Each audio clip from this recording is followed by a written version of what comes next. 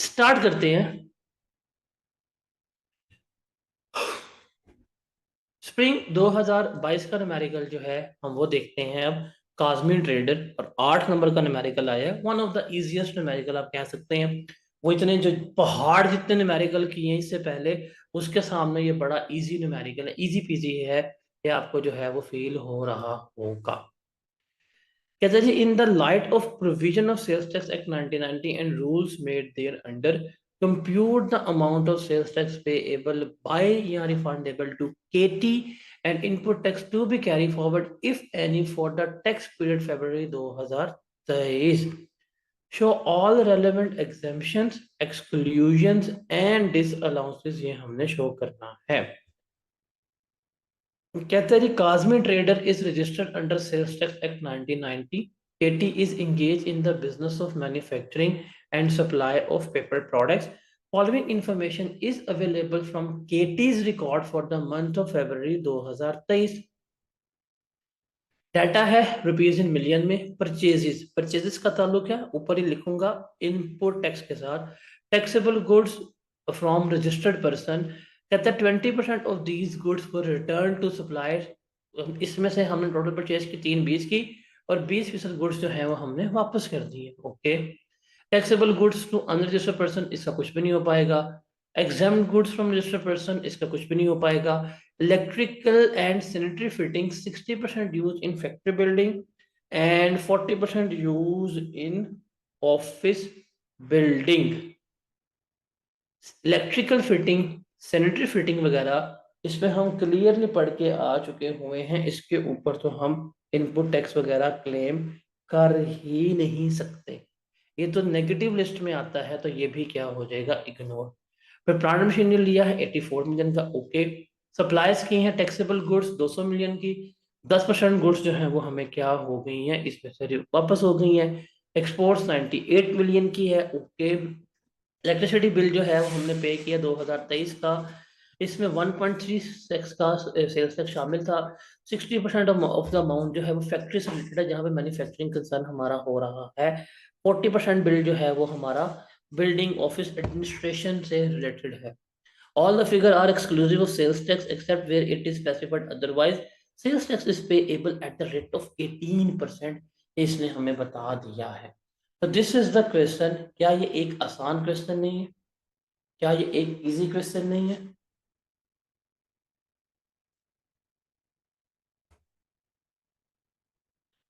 अब हम इसको जल्दी से सॉल्व कर लेते हैं।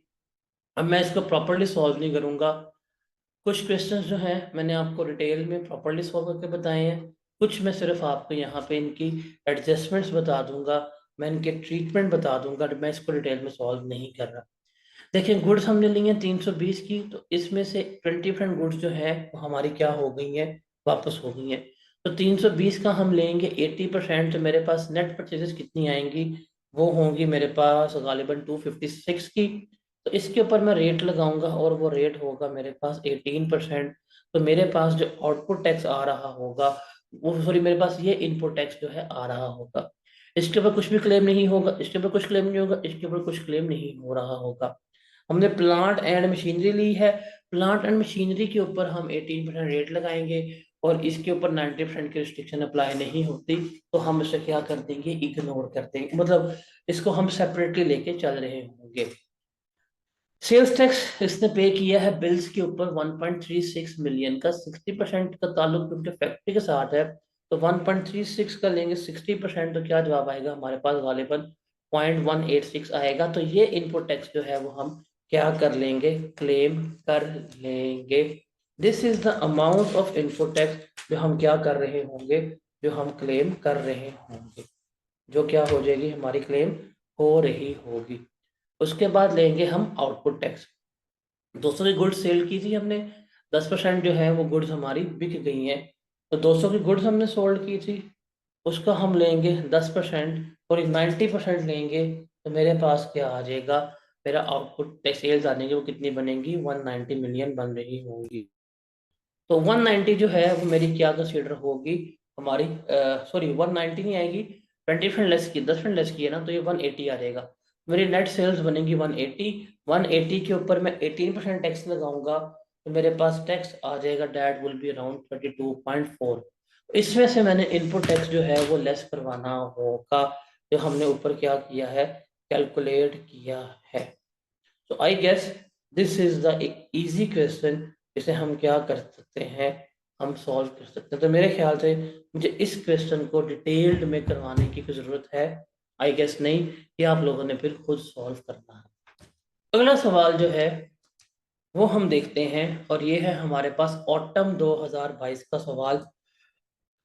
रिक्वायरमेंट है, prepare the is corrected computation of sales tax liability for the month of June 2022। 15 number का, कि उसकी हमने करेक्ट जो लायबिलिटी है वो हमने कैलकुलेट करनी है। State the reason for ignoring the transactions, के जो हमने ट्रांजैक्शंस इग्नोर की हैं इनके रीजंस बतानी है, व्हाइल कंप्यूटिंग जेड ई corrected sales tax liability in part A above, जब हम उसकी असल टैक्स लायबिलिटी कैलकुलेट करवा रहे हैं। कहता है जी, Zahid enterprises is registered under the sales tax act 1990 that he is engaged in the business of manufacturing of garment. Usman, who has recently joined as an officer, has prepared the following computation of that e sales tax liability for the month of June 2022। उसने क्या की है, उसने हमें ये बता दी है सारा कुछ, ये उसने कंप्यूट करके दे दी है। अब इसमें देखते हैं, वो कहता है कि जी इनपुट टैक्स के पहले बात करें, टैक्सेबल अमाउंट भी गिवन है, सेल्स टैक्स भी गिवन है। उससे परचेजेस की है रजिस्टर्ड पर्सन से कितने की, 140 की, और इसने टैक्स निकाला हुआ है 23.80।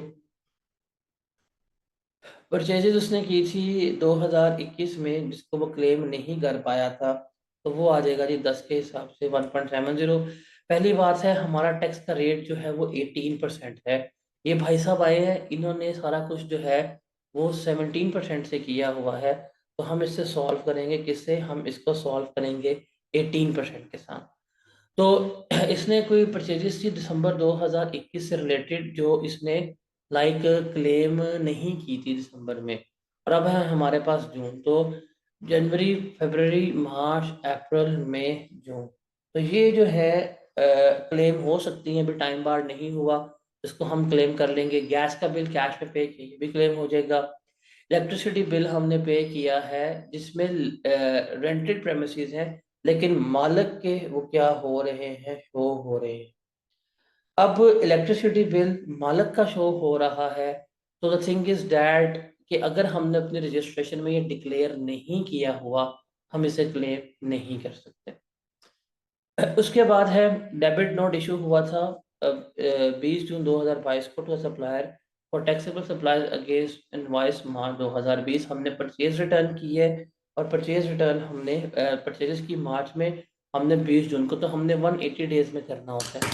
ये तो 180 डेज के अंदर ही है, देखे ना, मार्च में लिए 31 मार्च को, और हम यहाँ पे इशू कर रहे हैं इस डेट पे, तो ये that was with in that's relevant time. इसलिए हम इसे क्या करेंगे, हम इसको लेकर चल रहे होंगे। ओके, तो इसका हम ट्रीटमेंट ले लेंगे, और सोचने दें। हाँ, पेमेंट ऑन 30 जून 2022, 3 जून, और इनवाइस थी 5 अप्रैल 2022 की। तो टाइम बार्ड पेमेंट तो ये भी नहीं है ना, टाइम बार्ड तो नहीं हुई, 180 डेज में पेमेंट करनी होती है, तो पेमेंट हो गई है। इसका मतलब ये वाला पॉइंट भी इग्नोर हो जाएगा, बट इसने ऐड किया होगा। फिर पेमेंट ऑफ प्रोविंशियल टैक्स जो है वो हमने पे किया था 13% के ऊपर। ये टैक्स जो है वो हमने इसको पे किया था कि हमारी गुड्स जो है जिसका पार्ट हो जाएगी ईपीजी में, उसने सप्लाई करनी है। तो सर्विसेज के ऊपर टैक्स पे किया है वो हम क्या कर लेंगे, यहाँ पर एडजस्ट करवा लेंगे, क्लेम करवा लेंगे। कोरियर वगैरह का टैक्स भी हम क्लेम करवा लेते होते हैं। फिर हमने एडवांस पे किया सप्लायर को, at the time of placing an order for customized goods, the goods will be deliver in 2000 October. तो ये एडवांस का तो ट्रीटमेंट नहीं होता, जब सप्लाई होंगी तभी हम उसका ट्रीटमेंट लेंगे, तो अभी तो ये इग्नोर हो जाएगा। फिर प्लांट एंड मशीनरी परचेज किया है 20 का, उसको हम सेपरेटली लेके चलेंगे। फिर आउटपुट टैक्स है, आउटपुट टैक्स के बारे में उसने हमें कुछ नीचे वर्किंग बताई हुई है। कहता है जी, sales of taxable goods to registered person not one, उसने दिया हुआ है। It includes goods of ₹50 million supplied to export processing zone for further manufacturing. EPC को गुड सप्लाई करें for further manufacturing, fifth schedule में हम ये क्लियरली पढ़ के आ चुके हैं कि ये जीरो रेटेड गुड्स है, इसने नॉर्मल में शामिल किए हैं, तो हम ये एक्सक्लूड करेंगे। और इसके ऊपर 0% के ऊपर टैक्स जो है वो चार्ज किया जाएगा। फिर नोट 2 में देखते हैं, sales of taxable goods to unregistered person 144 की है। नोट 2 में कहता है इसमें से 20% गुड्स जो है एंड कंज्यूमर को दी गई है। अब जो एंड कंज्यूमर को गुड्स दी गई हैं इनके ऊपर तो हम फर्दर टैक्स वगैरह जो है वो चार्ज नहीं करेंगे, हम ये एक्सक्लूड कर देंगे। उसके बाद है credit notes, that is sales return. 15 June 2022 को हुई है, issued to a customer for taxable supply against 1 दिसंबर 2021। अब सेल्स रिटर्न हुई है और इसने ये लेस की है, अब ये दिसंबर स्टार्ट में हुई है, तो 180 डेज हमने काउंट करना है। ये जो मुझे लग रहा है पता, दिसंबर 1 से अगर मैं 180 डेज काउंट करना चाहूँ तो ये मई में कंप्लीट होते हैं, ये जून में हो रही है, तो ये 180 डेज के बाद है, टाइम बाढ़ है, इसका ट्रीटमेंट नहीं हो पाएगा। फिर ऑनर ने गारमेंट विड्रॉ की है, ये उसकी ड्राइंग्स है, क्योंकि ऑनर यहाँ पे अगर मैन्युफैक्चरर है, उसने कहा है मैन्युफैक्चरिंग, तो इसके ऊपर भी ड्राइंग्स के ऊपर टैक्स जो है वो शामिल होगा, सप्लाई का पार्ट बनेगा। और इसने ये सारा कुछ करा के सेल्स टैक्स रिफंडेबल निकाल दिया है। और ये पॉइंट नंबर इसकी उसने बता दिया है कि उसने एक्सटेंशन वगैरह नहीं मिली डेबिट क्रेडिट नोट की, रेलेवेंट टाइम में हमने करना था। All the figures appear in the taxable amount column are exclusive of sales tax, इस पे कोई ट्रेड टैक्स शामिल नहीं है। तो सेल्स टैक्स हम पे करें किस रेट के ऊपर, 18% के ऊपर हम क्या कर रहे होंगे, सेल्स टैक्स जो है वो पे कर रहे होंगे। तो डेट वाज द क्वेश्चन जो हमारा ऑटम 2022 में आया। क्वेश्चन मेरे ख्याल से जिस तरह हमने रीड किया है आप सबको क्लियर हो गया होगा। इसको जल्दी से सॉल्व करते हैं, सवाल को देखते हैं क्या है, कैसे है और किस तरह से है। तो मैं प्रॉपर वो नहीं बनाऊंगा कि ना है क्या नाम है क्या नाम नहीं है, मैं डायरेक्ट उसकी वर्किंग पे जाऊंगा, आप लोगों ने बस देख लेना है कि किस तरह से हम इसको सॉल्व कर रहे होते हैं। तो हम सबसे पहले क्या लिखते हैं, एक प्रॉपर आप खुद लिखेंगे, Zahid enterprises computation of tax payable या refundable for tax period of June 2022, ये आप लोगों ने खुद लिखना है, ये मैं नहीं लिख के दे रहा। मैं स्टार्ट करूंगा सेल्स टैक्स क्रेडिट से, तो हम यहाँ पे लेके चलेंगे सेल्स टैक्स क्रेडिट्स। बात हो रही है हमारे पास यहाँ पे किसकी, इनपुट टैक्स की। अब मुझे पता है यहाँ पे मैंने 3 कॉलम बना लेने हैं, that is value and the thing is rate and and पे आ जाएगा अमाउंट। और जैसे ही ये निकालेंगे हमने अपने कैलकुलेटर हाथ में पकड़ लेने हैं, उससे पहले देखना है रुपीज क्या है इन मिलियन, तो भाई आपने भी ये रुपीज इन मिलियन ऊपर लिखना है। मैं हर सवाल में बताता हूँ कि जो सवाल में उसने करेंसी गिवन की है वही डिनोमिनेशन जो है वो आपने यहाँ पर लिख लेनी है, लिख लिया। अब हम शुरू करते हैं परचेजेस फ्रॉम रजिस्टर्ड पर्सन 140 की, हम यहाँ पर लिख लेंगे। छोड़े उसने क्या किया, हमने अपने असूल के तहत चलना है, that is purchases from registered person, वो है 140 की, 18% हम रेट लगाएंगे, हमारे पास टैक्स आ जाएगा, वो कितना बनेगा वो देखते हैं। फिर परचेजेस किए 21 दिसंबर 2021 पे जो क्लेम नहीं कर पाए, purchases not claimed, purchases not claimed, वो इसने की थी 10 की, 18% के हिसाब से आ जाएगा इसका 1.80, और ये इसका आ जाएगा 25.2, ये हम यहाँ पे लिख लेंगे। उसके बाद है gas bill paid in cash, हम ये कर सकते हैं, जो गैस का बिल इसने पे किया है कैश में 2 आ जाएगा, 18% आ जाएगा, और ये हमारे पास बनेगा 0.36। ओहो मेरा पॉइंट गायब हो गया, मुझे पॉइंट भी सही नहीं मिले। फिर इलेक्ट्रिसिटी बिल है रेंटल प्रेमिसेस का, रेंटल प्रेमिसेस का क्लेम नहीं कर पाएंगे। अजम्पशन यही है कि रेंटल प्रेमिसेस अपने रजिस्ट्रेशन में आपने डिक्लेयर करने होते हैं, तो वो आपने डिक्लेयर नहीं किए, तो जो रेंटल प्रेमिसेस का उस पे उसने ऊपर लिख दिया है ना कि रेंटल प्रेमिसेस के बिल के ऊपर पर्टिकुलर्स किसके आ रहे हैं, लैंडलॉर्ड के, वो हम क्लेम नहीं कर पाएंगे, तो वो ये नहीं हो पाएगा। उसके बाद है डेबिट नोट, परचेज रिटर्न हुई है हमारी 6 मिलियन की, और ये हमने परचेज किया 31 मार्च को, 20 जून को, तो विद इन टाइम पीरियड कर रहे हैं, तो हम यहाँ पे परचेज रिटर्न लेके चल सकते हैं। परचेज रिटर्न हमारे पास आ जाएगी, और वो कितने की हमने परचेज रिटर्न की है, 6 की, तो 6 जो है वो हम यहाँ पे लेस करवाएंगे, 18% टैक्स लगाएंगे 6 के ऊपर, 18% रेट लगाएं, क्या जवाब आता है हमारे पास, ये आ जाएगा हमारे पास 1.08। 1.08 हम जो है इसमें से क्या करवा देंगे, लेस करवा देंगे। उसके बाद है प्रोविंशियल सेल्स टैक्स, जो ट्रांसपोर्टर को पे किया है, जिसने गुड्स लेके जानी है, वो भी हम ले लेंगे यहाँ पे, प्रोविंशियल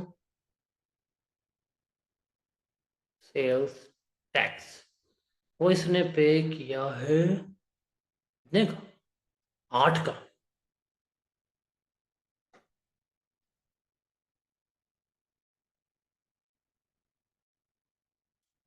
और उसने हमें इसके ऊपर रेट गिवन किया है 13% के ऊपर, तो हम 13% ही यहाँ पे लेंगे।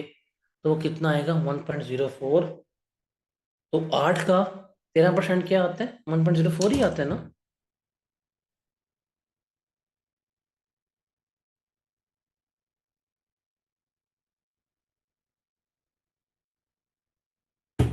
1.04 जो है वो हमारा यहाँ पर आ जाएगा। हम उस पर रेट चेंज नहीं कर सकते। अच्छा, उसके बाद है ये वाला पॉइंट तो रह गया, payment on 3 June, sales tax invoice against 5 April 2022। तो ये तो ठीक है, ये तो इग्नोर हो जाएगा। जो पेमेंट है, पेमेंट ऑफ इनवॉइस, वो तो कुछ भी नहीं हुआ, 180 डेज में पेमेंट करनी होती है। और हमने 3 जून को पेमेंट कर दी विद इन 180 डेज। ये हम इसे क्या करेंगे, हम इसे इग्नोर कर देंगे, ये यहाँ पर कुछ नहीं आएगा। उसके बाद है एडवांस हमने पे किया है कितने का, 12 का। तो एडवांस का तो ट्रीटमेंट नहीं होता, तो एडवांस भी क्या हो जाएगा, हमारा बिल्कुल इग्नोर हो जाएगा। तो उसको भी हम यहाँ पे नहीं लिखेंगे, अमाउंट लिख के एग्जाम नो ट्रीटमेंट लिख सकते हैं। उसके बाद प्लांट एंड मशीनरी है, वो तो इसमें नहीं आएगी अभी, ये भी आएगा, वो हम अलग लेके चलेंगे।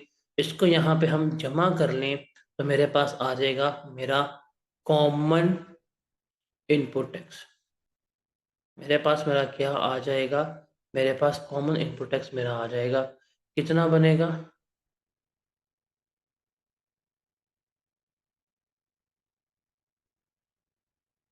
27.32, 25.2,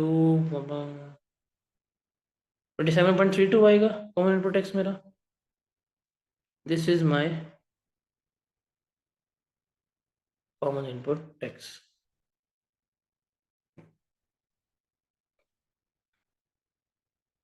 उसके बाद हम बात करेंगे कौन सा, प्लांट एंड मशीनरी, जो हमने 20 की ली है। यहाँ पे आ जाएगी मेरे पास प्लांट एंड मशीनरी, ये मैंने ली है डी 20 रुपए की, 20 की ली है ना, हाँ। और 20 के ऊपर 18% के हिसाब से जब हमने रेट अप्लाया होगा तो कितना आया होगा, 3.6, 3.6, दिस इज द रेट। यहाँ आ जाएगा मेरे पास टोटल इनपुट टैक्स, कितना बनेगा, 27.32 प्लस 3.36,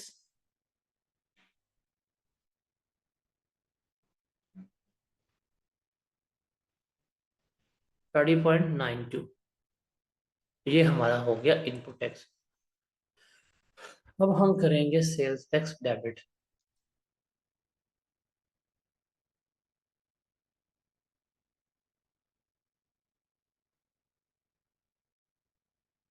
ये है मेरे पास आउटपुट टैक्स। आउटपुट टैक्स में हम लेके चलेंगे वैल्यू, रेट और अमाउंट, रुपीज इन मिलियन। अब हम चलते हैं परचेजेस के बारे में। 180 की परचेजेस है, उसने क्या 50 मिलियन जो है वो ईपीसी के शामिल है। अब वो तो इसमें नहीं आना चाहिए ना, तो वो तो जीरो रेटेड है, तो हम इसमें से लेस करवा देंगे। तो सप्लायर्स आ जाएगी हमारे पास, taxable goods to registered person, 180 की थी, 50 हमारी फॉल करते जीरो रेटिंग में। हम इसको लिखेंगे कितना, 130, 18% रेट है 113 का, 18% लगाएं तो क्या जवाब आएगा हमारे पास,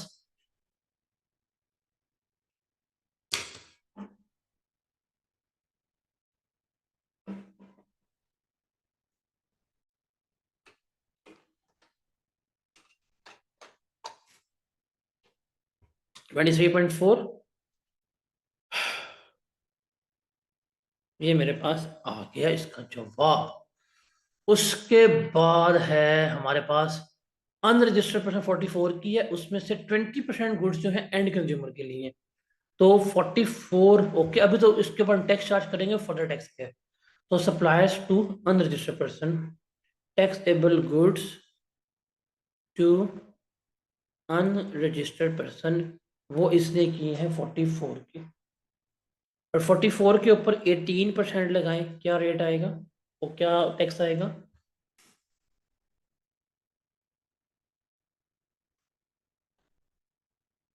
7.92 ये आ गया। उसके बाद है क्या, ये देखें सेल्स रिटर्न में टाइम बार्ड है। ये 1 दिसंबर को मैंने सवाल पढ़ते हुए लगे कि सेल्स रिटर्न का ट्रीटमेंट नहीं होना चाहिए। 1 दिसंबर को मैंने यहाँ पे ली थी, 15 जून और वैसे भी यहाँ आनी नहीं चाहिए, तो हम फेस पे करेंगे कि टाइम बार्ड है, ये हमारी क्या हो जाएगी, इग्नोर। हाँ, ये जो ड्राइंग्स हैं 4 मिलियन की वो हमारे पास आएंगी। जो ड्राइंग्स हमने की हैं वो ड्राइंग्स जो हैं वो हमारे पास जो है वो क्या होंगी, आएंगी 4 मिलियन की। तो 18% लगाएं 4 मिलियन के ऊपर, कितना आएगा? 0.72 यही आएगा हमारे पास। आप इसको जमा कर लें तो आपके पास आ जाएगा टोटल। ये है जी टोटल टैक्सेबल सप्लाईज। कितनी बनती हैं? 130 और ये 174, 178 बनती है। और इसका सम कितना बनेगा हमारा? 23.4 plus 7.92 plus 0.72, that will be 32.04। ये हमारे पास बन जाएगा। अब इसके बाद हम यहाँ पर लिखेंगे जो एक्सपोर्ट जो है हमारे पास, जीरो रेटेड सप्लायर्स जो हमने ऊपर ही सेग्रीगेट कर ली थी वो आ जाएंगी, और वो थी हमारे पास 50 की। रेट है हमारे पास 0%, अमाउंट कितनी आ जाएगी? जीरो आ जाएगी। हम तो इसके बाद हमारे पास क्या लिख देंगे, हम लिख देंगे कि जी ये है मेरे पास टोटल सप्लायर्स, वो कितनी बनेगी? 178 प्लस 50 कितना बनता है?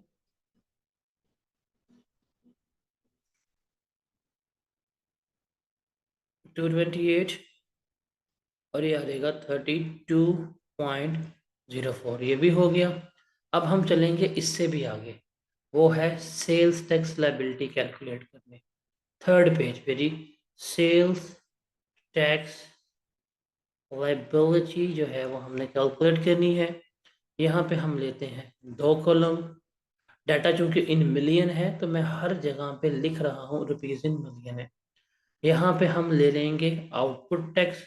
आउटपुट टैक्स मेरे पास आया है 32.04। यहाँ से हमने लेस करवानी होती है सेल्स रिटर्न। अब सवाल में सेल्स रिटर्न गिवन है, बट चूंकि वो टाइम बार्ड है ये इग्नोर हो जाएगी। तो यही मेरे पास क्या आ जाएगा, that will be my net output tax, कि ये मेरा क्या कंसीडर होगा, नेट आउटपुट टैक्स कंसीडर होगा 32.04 का। उसके बाद इसमें से मैंने लेस करवाना होता है इनपुट टैक्स। क्या लेस करवाना है? Input tax. इनपुट टैक्स का उसूल होता है हम लेस करवाते हैं लोअर ऑफ। लोअर ऑफ में जो हम चीज़ें ले रहे होते हैं that is 90% of output tax. अब आउटपुट टैक्स है मेरे पास 32.04, इसका हम लेंगे 90%, कितना आएगा मेरे पास? 28.83, 28.83। और हम लेंगे इनपुट टैक्स। इसमें ब्रॉड फॉरवर्ड वगैरह कुछ नहीं है, हम ठीक है ब्रॉड फॉरवर्ड है नहीं सवाल में, तो हम यहाँ पर लिख लेते हैं जी इनपुट टैक्स जो है वो इसमें आना चाहिए। क्योंकि इसमें एक्सपोर्ट्स हैं तो वो मतलब जीरो रेट है, तो इसकी हम वर्किंग बना के कर रहे होंगे। डन हो गया। उसके बाद मैं कुछ लाइनें छोड़ूंगा और यहाँ पे मैं ऐड कर दूंगा, add further tax. Further tax में उसने कहा था कि मैंने 44 मिलियन की सेल्स की हैं, इसमें से 20% सेल्स वो हैं जो एंड कंज्यूमर को, इसका मतलब 80% सेल्स के ऊपर हमारा क्या होगा, फर्दर टैक्स चार्ज होगा। तो इसके ऊपर ज़रा 4% लगाते हैं, 44 इंटू 80%, उसका लेंगे हम 4%, क्या जवाब आएगा?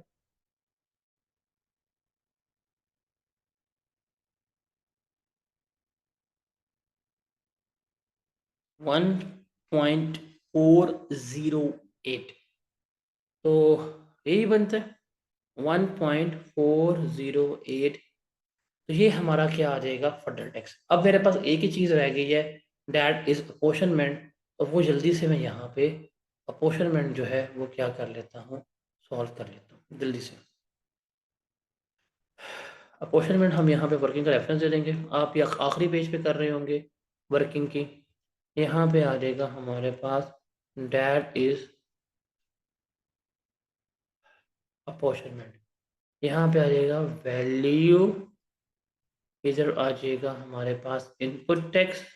यहाँ पे हम ले लेंगे फिक्स एसेट, एक्सेबल सप्लाईज। इधर आगे मेरे पास जीरो रेटेड, यहाँ पे आगे मेरे पास टोटल। अभी सारा कुछ मैंने यहाँ पे कैलकुलेट किया होगा तो मुझे इसलिए फ़ायदा हो जाएगा। 178 की ये थी, 50 की ये थी, टोटल जो है वो मेरा कितना आया था, 228 जो है, डैट वॉज माई टोटल। अब जो मैंने जिसको अपोर्शनमेंट करना है वो ले लेता हूँ। इनपुट टैक्स मेरा आया था, कॉमन इनपुट टैक्स जो है दैट वाज 27.32 और ये है 3.36। तो 27.32 और ये है मेरे पास कितना, 3.6।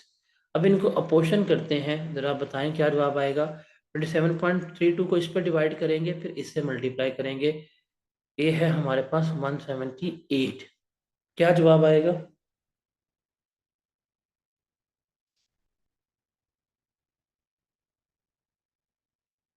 21.32।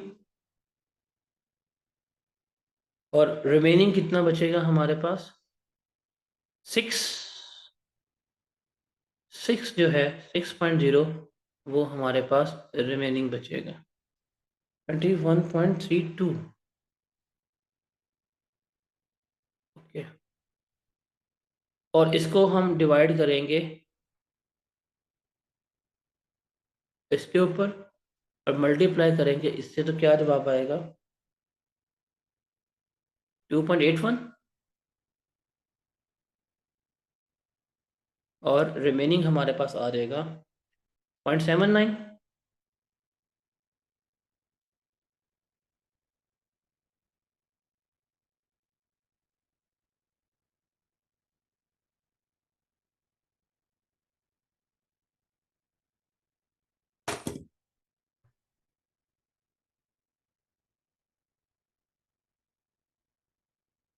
अब हमारे पास ये अपोर्शन होके सारा कुछ जो है वो आ गया है। अब हम इसमें से पकड़ते हैं और जाके यहाँ लिखते हैं 21.32 आया था, यहाँ पे हम लिख लेंगे 21.32। लोअर यही है, तो यही हम लोअर ऑफ लेस करवा देंगे यहाँ पे 20.32।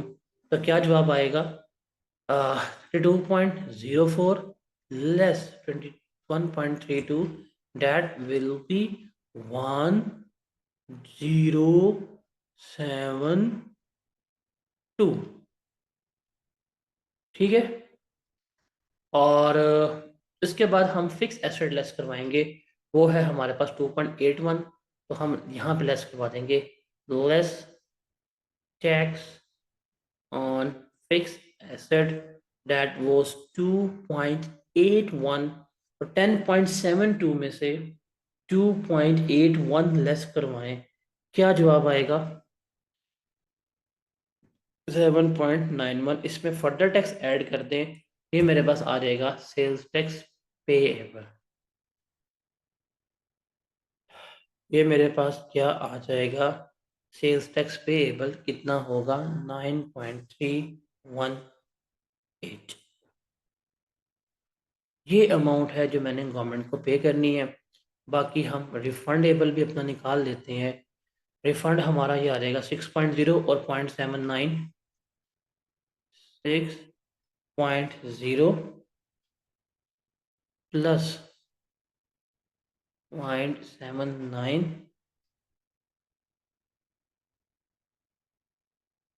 एक चीज़ गलत हो गई है, एक चीज़ इसमें थोड़ी सी गलत हो गई है, एक चीज थोड़ी सी गलत हो गई है, डैट वॉज दिस। ये जो प्रोविंशियल टैक्स है ना, ये वाला, ये तो रिलेट कर रहा था हमारा किसके साथ, it was related to exports, मतलब जो हम उसको पे कर रहे हैं, तो ये यहाँ पे नहीं आना चाहिए था, बिकॉज ये स्पेसिफिकली एक्सपोर्ट से रिलेट कर रहा है, तो ये मुझे रिफंड मिलना चाहिए था।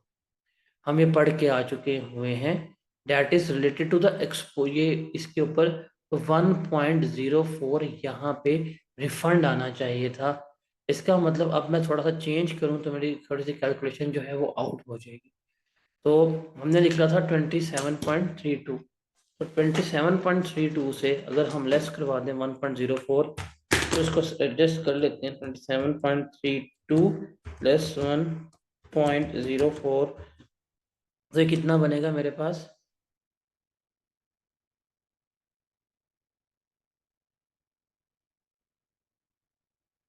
इसका सम बन करें, इसका सम कितना आएगा सगा? 25.2, 26.28 आएगा। ये हो जाएगा 26.28, 3.6 ऐड इसमें करेंगे, ये कितना हो जाएगा? 26.28 प्लस 3.6,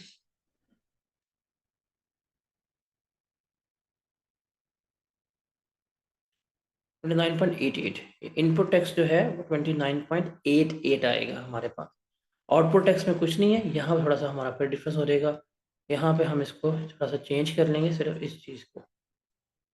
तो यहाँ पे हमारे पास आ जाएगा 26.28। हम 26.28 को इस पे डिवाइड करेंगे, इससे मल्टीप्लाई करेंगे, क्या जवाब आएगा हमारे पास? 20.52 पहले का आ जाएगा,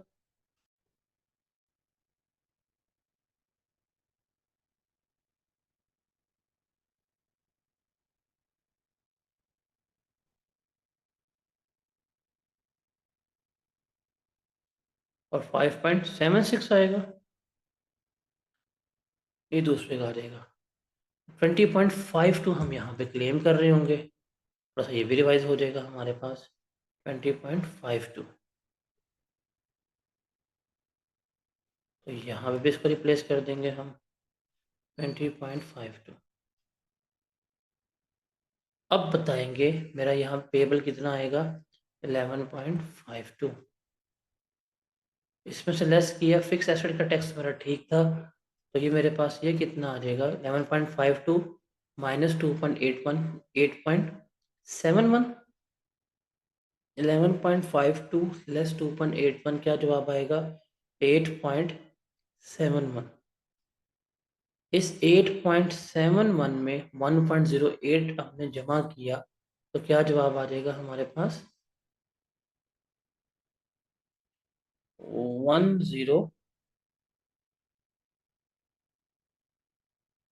10.11.8, और रिफंडेबल हम जमा कर लेते हैं 6.79, और ये आ जाएगा हमारे पास, इसका रिफंड कितना बनेगा? 7.82। That is the amount it is needy to be refunded, जो हमें क्या करनी पड़ेगी? वापस करनी पड़ेगी।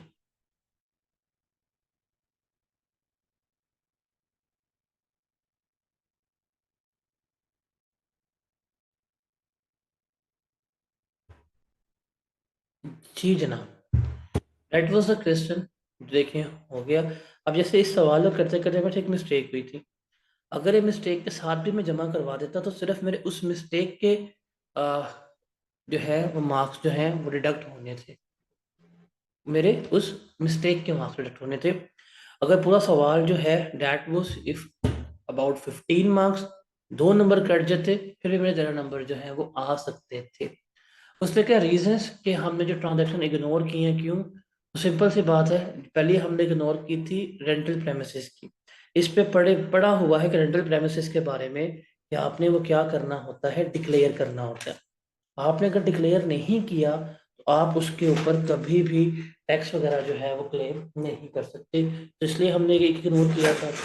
इसके अलावा जो हमने चीज़ें इग्नोर की थी, इसमें एक हमने पेमेंट इग्नोर की थी। पेमेंट इसलिए हमने इग्नोर की थी बिकॉज जब हमने बाय किया था हमने उस रेलेवेंट पीरियड में इनपुट टैक्स जो है वो क्लेम कर लिया था। अब क्योंकि पेमेंट भी हमने ड्यूरिंग द सेशन ही कर दी है, पेमेंट टाइम बार्ड हमारी नहीं हुई, तो इसलिए कोई भी चीज़ डिसअलाउ हमें नहीं होगी। उसके अलावा हमने एडवांस इग्नोर किया था। एडवांस इसलिए इग्नोर होता है बिकॉज हम टाइम ऑफ सप्लाई पढ़ के आ चुके हुए हैं। टाइम ऑफ सप्लाई में जब गुड्स मेड अवेलेबल होती हैं या डिलीवर होती हैं उस वक्त लेते हैं। एडवांस जो है हमारा हमेशा क्या होता है, इररेलेवेंट होता है, तो एडवांस का भी ट्रीटमेंट नहीं आएगा। उसके अलावा हमने जो सेल्स रिटर्न है नोट 3 उसको इग्नोर किया था। उसकी रीजन ये थी बिकॉज वो टाइम बार्ड हो चुकी हुई थी, तो टाइम बार्ड जब हो जाएगी तो हम उसे क्या करेंगे, इग्नोर कर रहे होंगे। तो दैट वाज द थिंग जो हमने यहाँ पर करनी थी। This was all about autumn 22 question. Is that clear?